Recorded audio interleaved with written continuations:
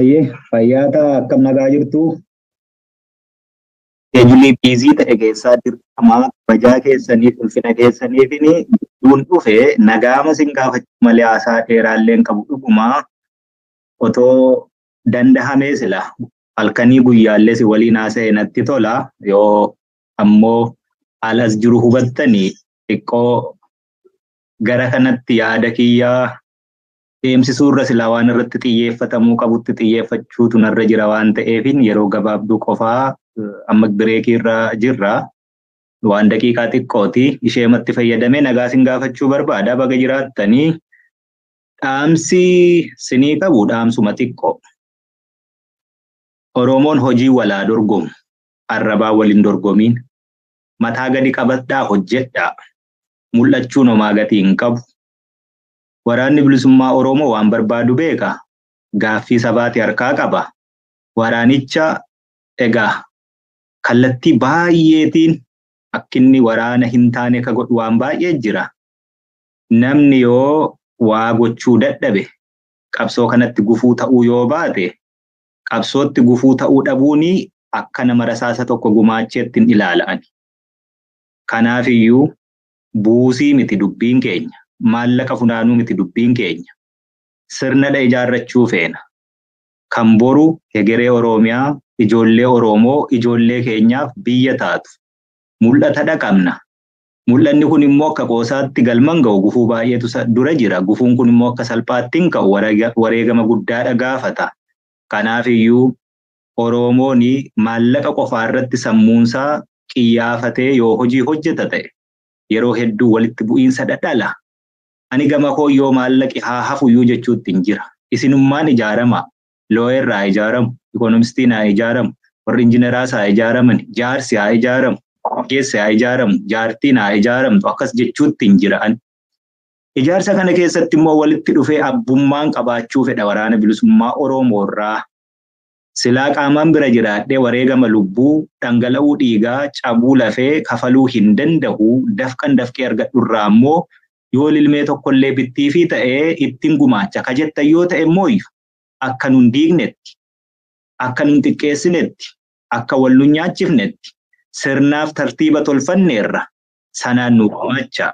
Yoo sanaan gumaachuu ka hin barbaanne taatan immoo dhaaba tolfadha. Woboo qofaa miti haa baay'atu rakkoon qabu. Sabni guddaan kuni yoo dhaaba baay'ee qabaate mormiirraa hin qabu. Maqaa woboon garuu daldalamuu qabuuni ejjennaa makoo yeroo hundumaati. Hanganaafin oduu gama diyaaspooraa kana dhiise. Ergan oduu dhiise hojiimatti hin jira. Waraanni bilisummaa Oromoos hojiimatti jira. Namni yoo walii galuu dadhabee akka walii galuu hin qabnetti walirraa fagaachuu osoo hin taane walii galuu dadhabuu keenya irratti walii gallee walii beeknee taa'uun ni danda'ama. Dhuguma iffartii guddaatti gootanii baay'eetti investi gootanii qophii kana qopheeffattanii yeroo dheeraa tonsi waliin ture natti tola. Garuu qophiima kanallee fashalsuuf, doomsuuf Oromoomti jiru kun akkitti walirratti hojjetanis immoo akkasuma hin arge. Ani carraa waan miidiyaa waan akkasii hordofuu sana hin qabu. Kan hojii makootti hin oola. Amma immoo ergan as dhufee daqiiqaa 2-3 ennaan laalu waan akkasiifaatu deddeema. Ela yaa Oromoo maallaqni miileenaan hojjennee argineetu. Bu'aasaas, fafasaas, tempteeshinii inni qabu hundumaa argineerra. Dubbiin maallaqa miti. Dubbiin qaanii gabrummaa bara dheeraa jala jirru jalaa bahuudha. Dubbiin bara waggaa 5, 10, 20, 30, 40, 50tti Oromoon eessa gahuu qabdii tarsiimoo tokko lafa kaa'achuudha. Bilisummaa arguu dandeenya ta'a, arguu dhiisuu dandeenya ta'a. Biyyi hin darbu, sabni hin darbu, dhaloonni hin darbu. Dhaloonni hin darbu ennaan jedhutti fufiinsa qaba walitti ejjaadha. Nuti immoo yeroo tokko ni dabarra. Leegaasii akkamii keenyeetu dabarraa. Seenaa keessatti galmeen seenaa maqaa keenyaa akkam jedheetu qoraa. Isa kana haa ilaallu. Dhimma maallaqaan laaliina. Buusiin maallaqaa lilmee nuubitti yoo ta'e bu'aa qabdi. Achi keessatti isinis abbummaadha qabaattu. Kan kanarraa hafee waraanni bilisummaa Oromoo har'a 200 miti 300 miti 2,000 3,000 miti. Kuni buusii isin buustan qofaan socho'uu akka hin dandeenye beektu. Buusiin isin buuftan suni abbummaa akka qabaattaniif qofa. Waraanni bilisummaa Oromoo bajanni isaa guyyaatti miiliyeenaanidha socho'a. Beektu lakkoofsa isaa. Kun hundi rasaasadha dhukaasa. Hin nyaata, hin uffata, hin hidhata. Kanaaf iyyuu dubbiin maallaqa silaa otoo taate, maallaquma walitti qabachuu osoo taate, kara deemaa hundumaayyuu gabbaruun hin danda'an. Dubbiin maallaqa walitti qabachuu miti. Kanaaf tokkitti daandii kaayyanneerra. Daandii sanarra deemaa. Wal tokkoomsa. Daandii sana dura immoo dhaabbachuu barbaaddu yoo ta'e, diinnuun nu dura jira rakkoon qabu. Wal hubannee ijaaramee waan biraa karaa kanarra Oromooni gaaffiin ishee galma ga'uu danda'a jettanitti amantan hojjedha. Waan baay'ee argeera. Dhaqaarraa hirmaadhaa jedhamee kan achii booddee garuu buusii immoo karaa keenya fidaa. Waraanni bilisummaa Oromoo karaa isa baasuu danda'u tolchate karaan biraa hannisummaa barbaachise.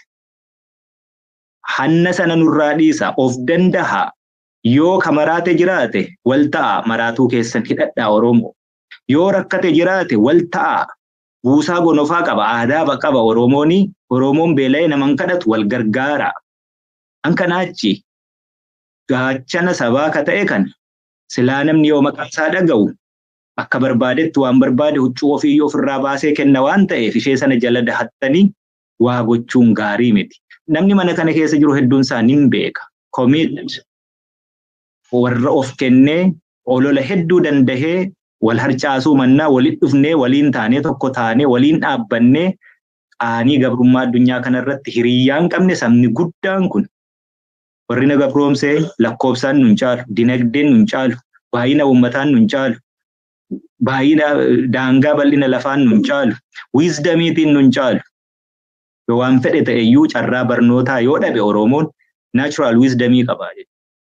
Kana hunda keessa dabartaniitu olola meeqa keessa dabartaniitu asitti walitti qabamtanii jaarmiyaa ABO butubuutti jirtan.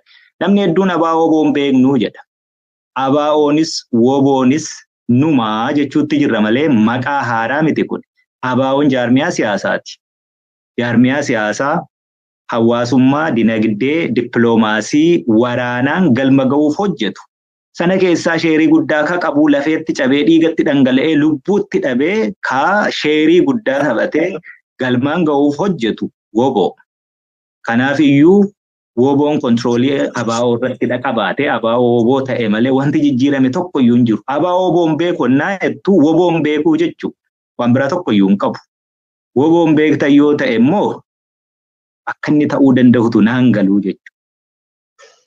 Politiko militarii komaandii iddoo tokkotti dacha'ee karoora baafatee har'a eessa oola boruu eessatti socho'a waggaa 5, 10, 20, 30tti immoo Oromoo garamitti geessaa jedhee dhaaba hojjetaa jirudha.